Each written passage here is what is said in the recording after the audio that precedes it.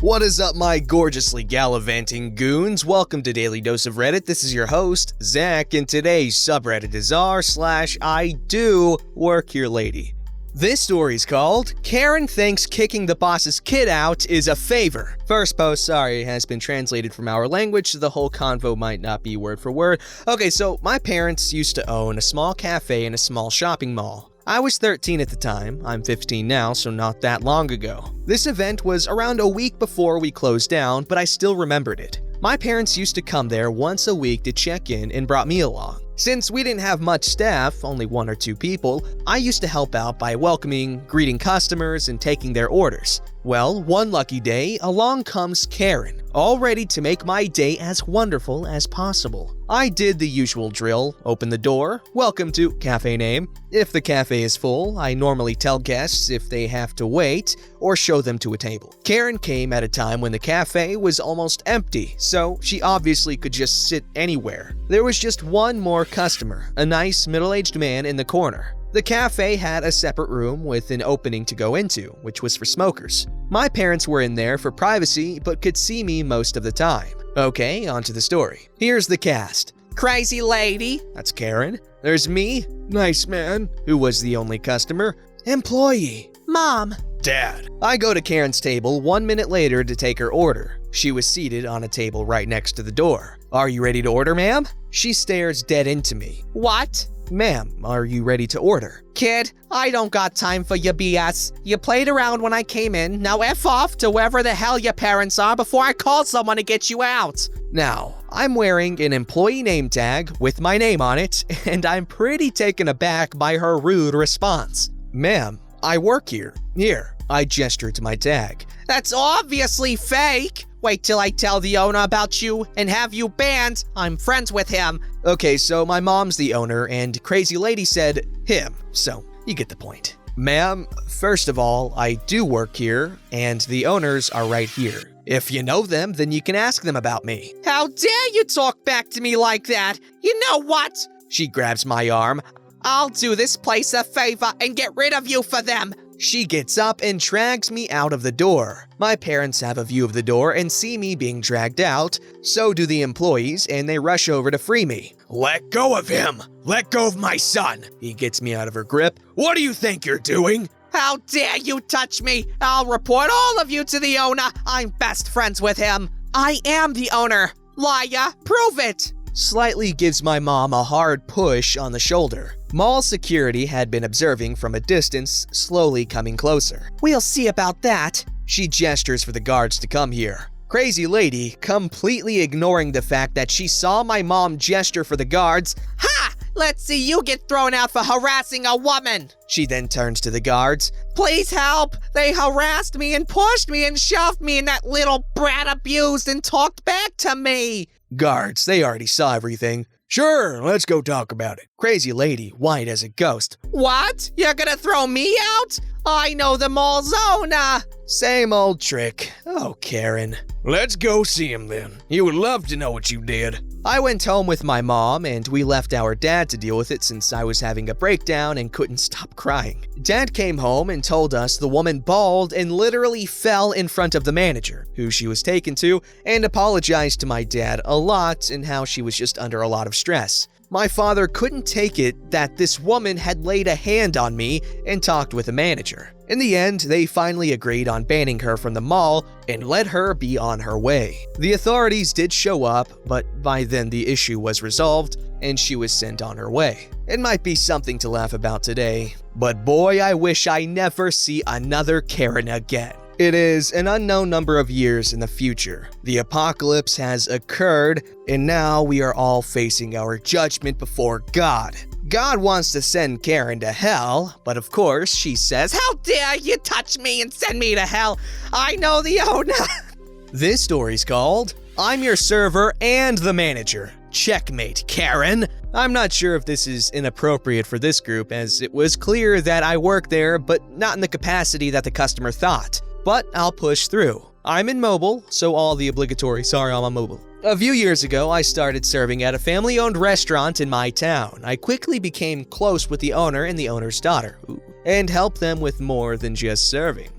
I became head server. Whoa! And then bar manager. Since it was a smaller restaurant, I kept serving because I made way more money that way. We had a special every day for wine. We had a shelf filled with wine bottles. Each shelf was either 15%, 25%, or 50% off. It was a great deal, and typically we sold it for about $5 to $10 more than we were paying per bottle of wine. I don't know if this is well known, but a lot of restaurants upcharge their alcohol quite a bit in order to make a profit, obviously. So it was a great deal for people. One day, a lady comes in with her friends and immediately starts causing problems. I end up taking over for the server who got them right away after they ordered their drinks because they were so rude to her, and it was her first full day of serving by herself. The lady ends up ordering one of the 25% off bottles, which ended up being around $7 more than you could buy it in a liquor store. How do I know this? At the end of the meal, I can hear her talking to her friends about how she's going to get the bottle of wine for free. She knew I was right there and could probably hear her, but I was just the server and probably dumb. Also overheard at an earlier time. I may be dumb, but I'm not stupid. At this point, I'm so ready to tell her no, I actually wander by a few times so she can try her crap. Sure enough, she snaps at me, and I mean literally snaps her fingers, and calls over and said, "I want you to get your bar manager. I looked online and found this bottle of Merlot for X amount of dollars, and you charged me X amount of dollars plus 7. I'm not paying this ridiculous overcharge, and I also want to talk to them about the service here today too." Now, not to toot my own horn, I was a good server. There weren't many people in the restaurant at the time, so I know I didn't neglect them. I substituted food for them and didn't charge them any upcharges, even though a double-baked stuffed potato costs more than a side of chips, but whatever. She looked at me with such a smug face until I smiled back at her and said, "Actually, I am the bar manager." I've never seen such a comical change in expression outside of a sitcom. She said, "You're the bar manager?" And I smiled and nodded and said, "Every restaurant will charge you more for products than they buy them for. That is how we make a profit. I'm not going to be discounting the wine. As far as issues with service, I would be happy to listen to your complaints and take them into consideration for the future." She spluttered, grumbled, and told me, I'll never come back here." Okay. Good riddance, lady. And she didn't come back. Her friends did though, and became some of my favorite regulars. They told me a few months later that the only reason they went out with her was because she was one of their sisters-in-law and didn't have any friends. I wonder why. Okay, first off, I gotta say that must have been really satisfying to be like, "I am the bar manager, and you are no longer a lawyer." Also, shout out if you guess where that little "good riddance" was from. If you do, you're seriously my friend now. Alright, this story's called "Shut Up, Kid, I Want the Engineer." Second story! Since the first one was much, much more appreciated than I could have hoped. I began looking into old anecdotes, and I remembered this gem from 2011. Again, a small preemptive excuse since English is not my first language. Sadly, or luckily, I don't remember any more stories that fit this particular sub.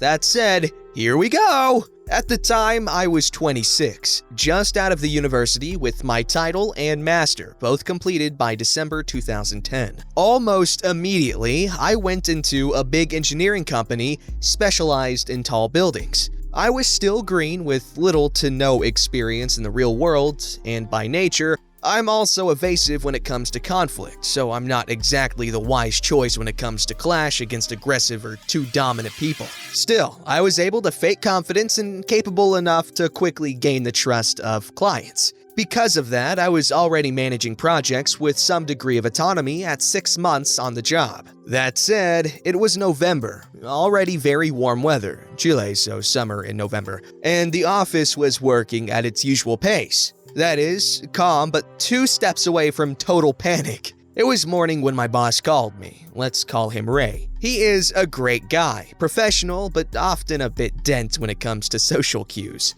To this day, we're still good friends despite both not working there anymore. When I arrive at his desk, he pulls out a set of schematics. "Hey, I have a meeting this afternoon with this particular client, but I cannot go. They have some kind of issues, so it's important that someone from the office is there if things go difficult." Difficult? I asked. Yeah, they made a screw up and want to blame us. Still, everything is on the drawings. You shouldn't have any issues. Sure, I'll take it. The meeting came and I went off in the taxi in front of this 22-story office building.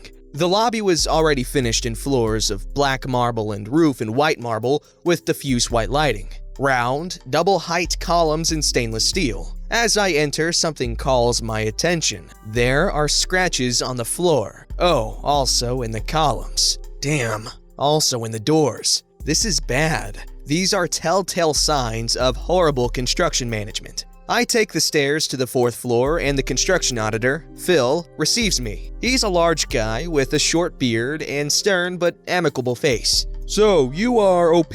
What happened to Ray? Hi, yes, he sent me in his place. Well, we're about to start. Just sit by my side and don't intervene unless it is necessary. Anything I need to know? I ask. He smiles back with a grin. Just wait and enjoy. So we enter this large improvised meeting room. There is electricity, but the floor is still bare concrete and the doors are temporary. The table is enough for maybe 20 people. On the corner there is a small guy with a curved back and sketchy appearance. He could be described as a weasel in office attire. No one pays any attention to my presence as everyone is taking seats. I sit beside Phil, near the middle of the table. The weasel on the far head and the closest head is still empty. That guy's the construction manager. He's blaming us for the screw-up, he says, pointing at the weasel. We wait for maybe 5 minutes with only a rumor of the small conversations in place. Finally, the door opens and a peacock-like office Chad enters.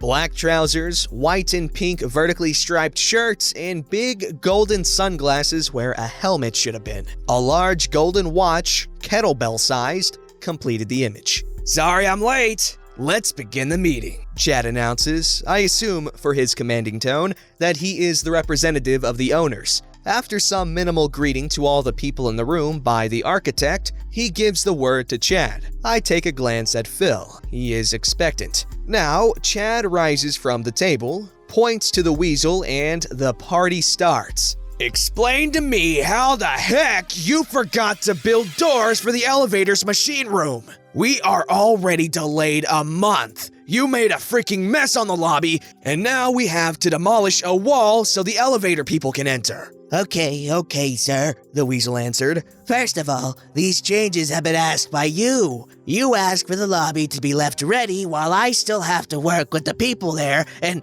you have it fully scratched. How the heck is that my responsibility? Turns out, Chad and the weasel not only were severely unprofessional, but also hated each other with such passion that they had to be put in opposite sides of the table because more than once, they went too close to a fistfight. They discuss screaming at each other for maybe 5 minutes. Chad is fully aggressive and red, attacking relentlessly. The manager, just as his appearance suggests, sneaks in between all the attacks and deflects responsibilities, blaming everything under the sun. The rest of the assistants are just expecting to let time pass quickly and leave. But Phil is happy. He was one step away from having some popcorn. I lean to him and whisper, so they've forgotten access for the machine room? Not only that, but the weasel also declared some construction molds as stolen and they made an investigation. Turns out they are still inside that closed room. What? I ask a bit louder.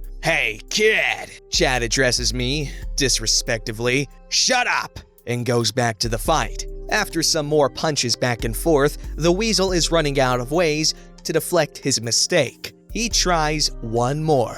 But this wasn't our fault. The door was not in the structural engineer's drawings. He forms a smug smile. Plus, Ray didn't even come to the meeting. If penalties are to be applied, it is to them for their incompetence. Boy, that was my cue. I clear my throat but fail in the first impression, entering in a timid way. Well, shut up, kid. The weasel snaps and looks to Phil. Phil, keep your assistant quiet. I decided to make me understood more clearly. I pull the set of schematics, letting them fall heavily over the table and catching the attention of both Chad and the weasel. Over the schematics, I put my construction helmet with the logo of the engineering firm. Silence takes the place. if I may. I now speak in front of a pale weasel and a Chad who internally debates if he should show shame for calling me a kid or do a victory lap around the weasel. I'm actually a structural engineer from company, and Ray sent me as his representation because his schedule was full. Mind if we check what appears on the drawings?